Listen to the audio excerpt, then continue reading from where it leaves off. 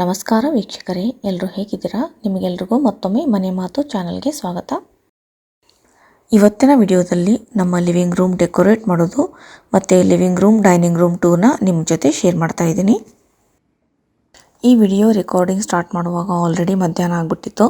ಹಾಗಾಗಿ dining room tour ಮಾಡಿ ನಂತರ ಅಡುಗೆ ಊಟ ಆದಮೇಲೆ ಲಿವಿಂಗ್ ರೂಮ್ ಡೆಕೋರೇಟ್ ಮಾಡೋದನ್ನು ಸ್ಟಾರ್ಟ್ ಮಾಡ್ತಾ ಇದ್ದೀನಿ.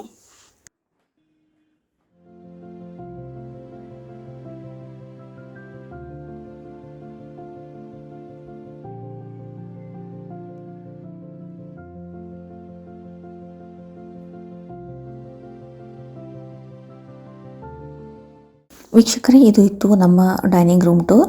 ಈಗ ಅಡುಗೆ ಸಮಯ ಆಗಿರೋದ್ರಿಂದ ಇವತ್ತು ನಾನು ಏನೇನು ಮಾಡ್ತಾಯಿದ್ದೀನಿ ಅನ್ನೋದನ್ನು ನೋಡೋಣ ಬನ್ನಿ. ಮೊಳಕೆ ಬಂದಂಥ ಈರುಳ್ಳಿನ ಈ ಕುಂಡದಲ್ಲಿ ಹಾಕಿದ್ದೆ. ಅದು ಚೆನ್ನಾಗಿ ಬೆಳೆದಿದೆ. ಅದನ್ನು ಬಳಸ್ಕೊಂಡು ಇವತ್ತು ಈರುಳ್ಳಿ ಸೊಪ್ಪಿನ ಪಲ್ಯ ಮಾಡ್ತಾಯಿದ್ದೀನಿ.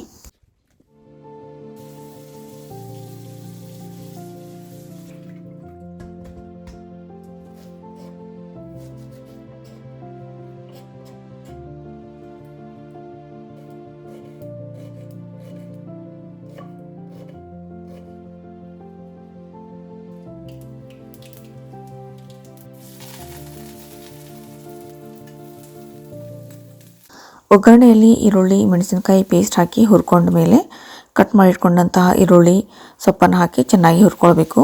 ಇದು ಹುರಿದಾದ ನಂತರ ಇದಕ್ಕೆ 1 ರಿಂದ 2 ಗಂಟೆ ನೆನೆಸಿದಂತಹ ತೊಗರಿಬೇಳೆ ಹಾಕಿ ಸ್ವಲ್ಪ ನೀರು ಹಾಕಿ ತೊಗರಿಬೇಳೆ ಬೇಯೋವರೆಗೆ ಕುದಿಸ್ಕೊಂಡ್ರೆ ರುಚಿಕರವಾದ ತಾಜಾ ಈರುಳ್ಳಿ ಸೊಪ್ಪಿನ ಪಲ್ಯ ತಯಾರಾಗಿಬಿಡುತ್ತೆ. ಇಲ್ಲಿ ತೊಗರಿಬೇಳೆನ ಜಾಸ್ತಿ ಬೇಯಿಸೋಕ್ಕೆ ಹೋಗಬಾರ್ದು. ಸ್ವಲ್ಪ ಬೆಂದ ತಕ್ಷಣ ಸ್ಟವನ್ನು ಆಫ್ ಮಾಡಿಬಿಡಬೇಕು.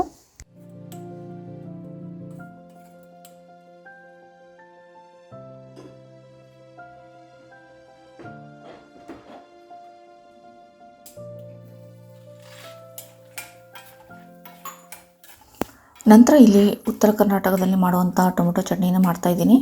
ಅದಕ್ಕೆ ಮೊದಲು ಎಣ್ಣೆಯಲ್ಲಿ 1 ಟೇಬಲ್ ಸ್ಪೂನ್ ಕಡಲೆಬೇಳೆ ಹಾಕ್ಕೊಂಡು ಹುರ್ಕೊಳ್ಬೇಕು.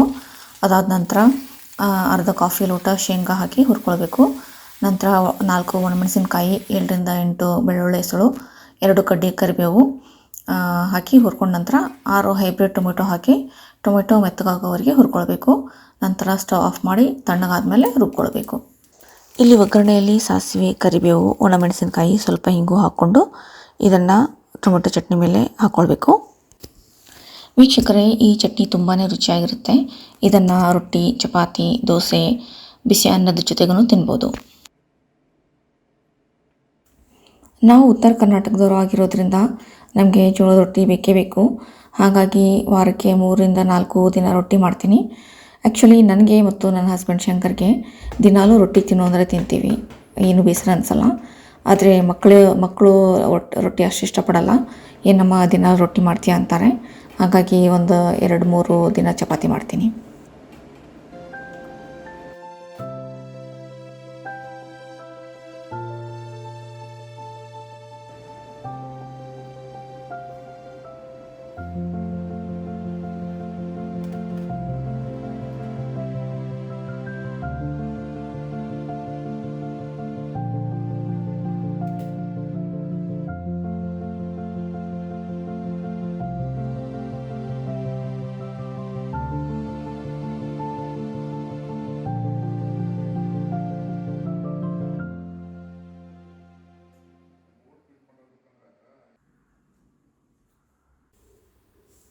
ಇಲ್ಲಿ ಸೋಫಾ ಹಿಂದ್ಗಡೆ ಇರುವಂತಹ ಕ್ಯಾನ್ವಾಸ್ ಪೇಂಟಿಂಗನ್ನು ತೆಗೆದು 3 ಹ್ಯಾಂಡ್ ಪೇಂಟಿಂಗ್ಸ್ಗಳನ್ನು ಹಾಕ್ತಾ ಇದ್ದೀನಿ. ಈ ಸುಂದರವಾದ ಪೇಂಟಿಂಗ್ಸ್ಗಳು ಚಿತ್ರಕಲಾ ಪರಿಷತ್ನ ಆರ್ಟ್ ಮೇಳದಲ್ಲಿ ತೊಗೊಂಡಿರೋದು. ನನಗೆ ಒಡವೆ ಬಟ್ಟೆಗಳಿಗಿಂತಲೂ ಡೆಕೋರೇಟಿವ್ ಐಟಮ್ಸ್ ಮತ್ತು ಗಿಡಗಳು ಅಂದರೆ ತುಂಬಾ ಇಷ್ಟ. ನಾನು ಮತ್ತು ಸೌಮ್ಯ ಯಾವಾಗಲೂ ಏನಾದರೂ DIY ಆರ್ಟ್ಸ್ ಆ್ಯಂಡ್ ಕ್ರಾಫ್ಟ್ಸ್ ಮಾಡ್ತಾನೆ ಇರ್ತೀವಿ. ಅದನ್ನು ನೀವು ನಮ್ಮನೆ ಎಲ್ಲ ರೂಮಲ್ಲಿ ನೋಡ್ಬೋದು.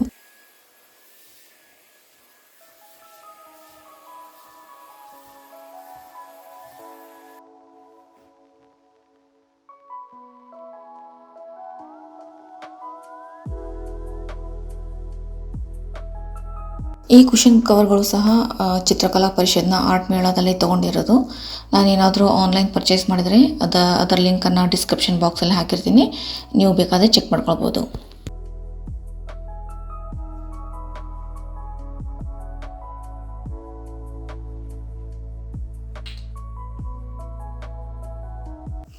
ನನಗೆ ಈ ಕೆಲವೊಂದು ಎಕ್ಸಸೈಸ್ ಇಕ್ವಿಪ್ಮೆಂಟ್ಸ್ ಮತ್ತು ಈಗ ಮಳೆಗಾಲ ಆಗಿರೋದ್ರಿಂದ ಈ ಕೊಡೆಗಳನ್ನು ಹಾಕಿಡೋದಕ್ಕೆ ಒಂದು ಬಾಸ್ಕೆಟ್ ಬೇಕಾಗಿತ್ತು.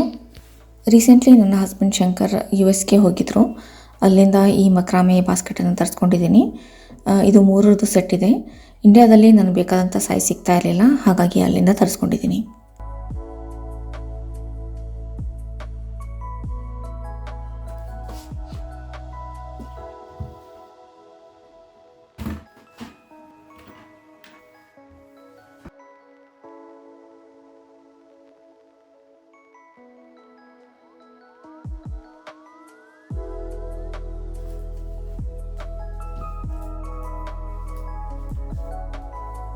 ಈ ರೌಂಡ್ ಟ್ರೇ ಸಹ US ಇಂದ ತಂದಿರೋದು.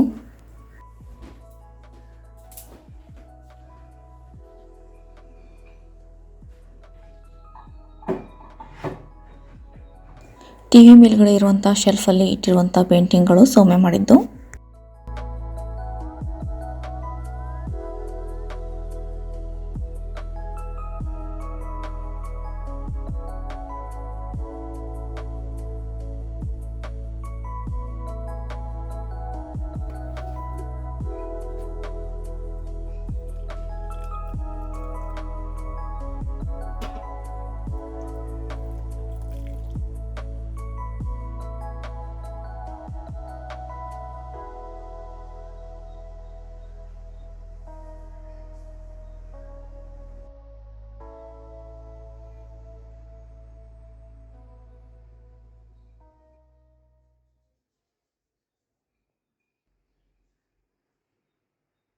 ನನ್ನ ಹತ್ರ ಈ ಥರ ಒಂದು ರೌಂಡ್ ಕಾರ್ಡ್ಬೋರ್ಡ್ ಬಾಕ್ಸ್ ಇತ್ತು. ಅದನ್ನು ಬಳಸ್ಕೊಂಡು ನಾನು ಒಂದು DIY ಪ್ಲ್ಯಾಂಟರ್ ಮಾಡ್ತಾಯಿದ್ದೀನಿ. ಇಲ್ಲಿ ನಾನು ಜೂಟ್ ಅಂದರೆ ಈ ಸೆಣಬಿನ ಹಗ್ಗ ಮತ್ತು ಮೆಕ್ರಾಮೆನ ಬಳಸ್ಕೊಳ್ತಾ ಇದ್ದೀನಿ.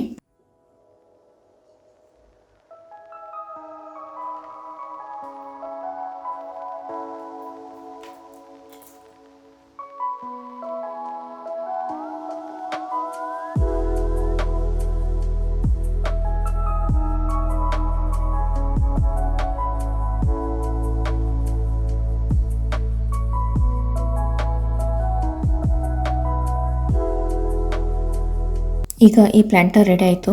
ಇದರೊಳಗಡೆ ಹಾಕೋದಕ್ಕೆ ಒಂದು ಗಿಡವನ್ನು ರೆಡಿ ಮಾಡ್ಕೊಳ್ತೀನಿ. ಕೆಲ ದಿನಗಳ ಹಿಂದೆ ಈ ಮನಿ ಪ್ಲ್ಯಾಂಟ್ ಗಿಡವನ್ನು ಪ್ರೊಪಗೇಟ್ ಮಾಡಬೇಕು ಅಂತ ಅದರ ಎಲೆಗಳನ್ನು ನೀರಲ್ಲಿ ಹಾಕಿಟ್ಟಿದ್ದೆ. ಈಗ ಅದರ ಬೇರುಗಳು ಚೆನ್ನಾಗಿ ಬಂದಿವೆ. ಅದನ್ನು ಈ ಕುಂಡದಲ್ಲಿ ನೆಡ್ತಾ ಇದ್ದೀನಿ. ನಾನು ರೀಸೆಂಟ್ಲಿ ಈ ಟೇಬಲ್ ಲ್ಯಾಂಪನ್ನು ಪರ್ಚೇಸ್ ಮಾಡುವಾಗ ನನ್ನದು 2 ರಿಕ್ವೈರ್ಮೆಂಟ್ ಇತ್ತು. ಮೊದಲನೇದು ನಮ್ಮ ಮನೆಗೆ ತುಂಬ ಚಿಕ್ಕ ಮಕ್ಕಳು ಬರ್ತಿರ್ತಾರೆ. ಸೊ ಏನಾದರೂ ಮುಟ್ಟಿದ್ರೂ ಬಿದ್ರೂ ಡ್ಯಾಮೇಜ್ ಆಗಬಾರ್ದು.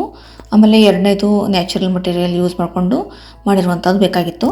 ಸೊ ನನಗೆ ಇದು ಒಂದು 2 ರಿಕ್ವೈರ್ಮೆಂಟ್ ಮೀಟ್ ಆಗುವಂಥ ಒಂದು ಸುಂದರವಾದ ಟೇಬಲ್ ಲ್ಯಾಂಪ್ ಅಮೆಝಾನಲ್ಲಿ ಸಿಕ್ಕಿದೆ. ಡಿಸ್ಕ್ರಿಪ್ಷನ್ ಬಾಕ್ಸಲ್ಲಿ ಲಿಂಕನ್ನು ಹಾಕಿರ್ತೀನಿ, ಬೇಕಾದರೆ ಚೆಕ್ ಮಾಡ್ಕೊಳ್ಳಿ.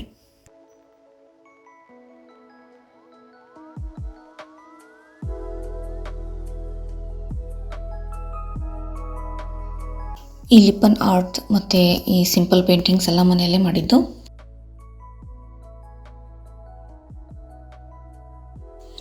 ವೀಕ್ಷಕರೇ, ಇದು ಇತ್ತು ನಮ್ಮ ಲಿವಿಂಗ್ ರೂಮ್ ಟೂರ್.